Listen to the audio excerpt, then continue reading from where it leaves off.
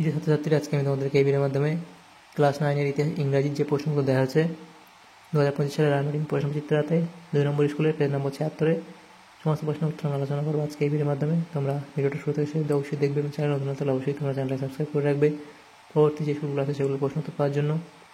এবং এর আগে যে স্কুল ছিল সেটার প্রশ্ন উত্তর আমরা আলোচনা করে দেখি, তোমার পেজ থেকে সেটা পেয়ে যাবে, অবশ্যই দেখে নিও সেই স্কুলের প্রশ্ন উত্তর। আর এর যে পিডিএফ উত্তরের প্রশ্ন উত্তরের পিডিএফ তোমরা পরবর্তীতে আমাদের টেলিগ্রাম চ্যানেল থেকে পেয়ে যাবে। ডেসক্রিপশনে টেলিগ্রাম চ্যানেলের লিঙ্ক দেওয়া আছে, সেখান থেকে তোমরা সেগুলো পেয়ে যাবে। দেখো এখানে প্রথম যে প্রশ্ন দেওয়া আছে 2 নম্বর স্কুলের রিডিং স্কিল সিন, সেখানে যে কবিতা দেওয়া আছে প্রথমে এটা পড়তে হবে, পড়ার পরে উত্তরগুলো করতে হবে নিজের প্রশ্ন। প্রথম প্রশ্ন তাকে বলা হচ্ছে choose the correct answer from the given alternatives. তো একের দাগের প্রশ্ন the pigs which were scrambling were, এটা হবে সি মেকিং লো নয়েস। দুয়ের দাগের প্রশ্ন বলা হচ্ছে দ্য পিজিয়ন্স নেস্টলেড রাউন্ড দ্য, এটা হবে কেগ, অপশান বি। বিয়ের দাগে আনসার দ্য ফলোইং কোশ্চেন, এখানে 3টে প্রশ্ন দেওয়া হচ্ছে what do the pigeons do and were, এই প্রশ্নগুলো দেওয়া হচ্ছে 3টে প্রশ্ন। তো প্রথম প্রশ্ন উত্তর হবে the pigeon nestle around the cote on dull November days. এরপরে 2 দাগের প্রশ্ন, 3 দাগের প্রশ্ন ছিল, এগুলো লিখে নেবে।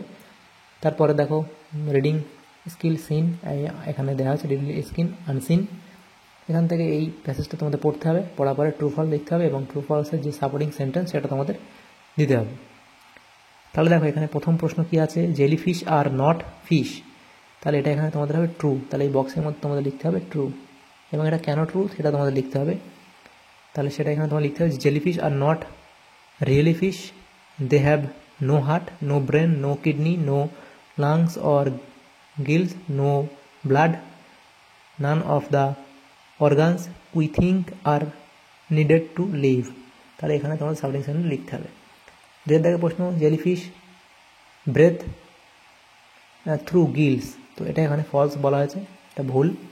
তারপর প্রশ্ন সি টার্টেলস ইট জেলিফিশ, এটা ঠিক বলা আছে, ট্রু। তারপরে আছে দেখো tentacles digest the food that a jellyfish eats, এটা ফলস বলা হয়েছে। তাহলে দেখো প্রথমটা ট্রু ফলস, তারপরে ট্রু আবার ফলস, তাই সাপোর্টিং সেন্টেন্সগুলো আমরা লিখবো পরের পেজে। বিয়ের দাগে আনসার দ্য ফলোইং কোশ্চেন, এখানে 2 প্রশ্ন দেওয়া আছে, সেটা উত্তর করতে হবে।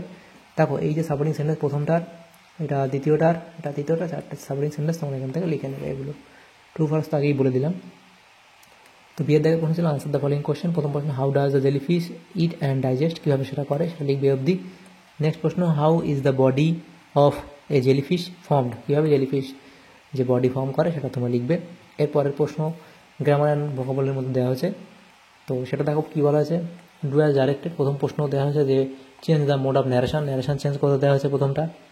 তাহলে কী আছে, Kamal said to Badal I shall go to zoo tomorrow, তাহলে লিখবে কি Kamal told Badal that he would go to the zoo tomorrow, তাহলে change the mode of narration change. তারপর দেখো every one must obey rule, তো লিখবে এটা কি change the voice, voice change করতে পারে, লিখবে the rules must be obeyed by everybody. Next 3 প্রশ্ন Sagar said to Amar I have pass the examination, change the mode of narration, তো লিখবে কি যে সাগর টোল্ড অমর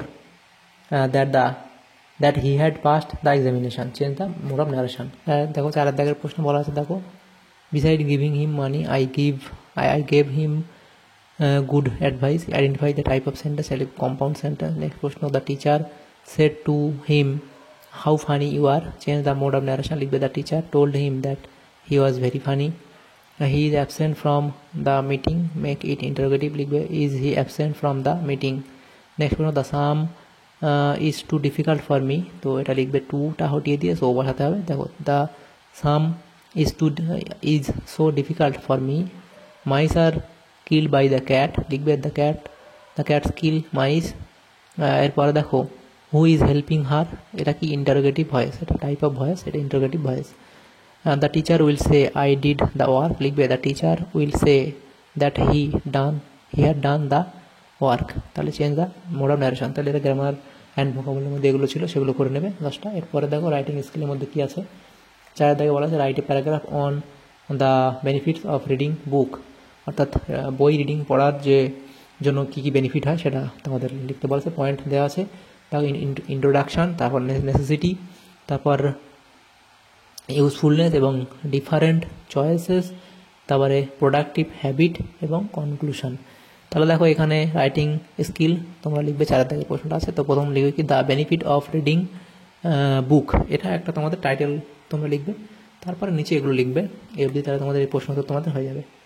তো এখানে দেখো আমাদের এই সমস্ত প্রশ্নগুলো ছিল 2 নম্বর স্কুলে ক্লাস 9-এর ইংলিশের।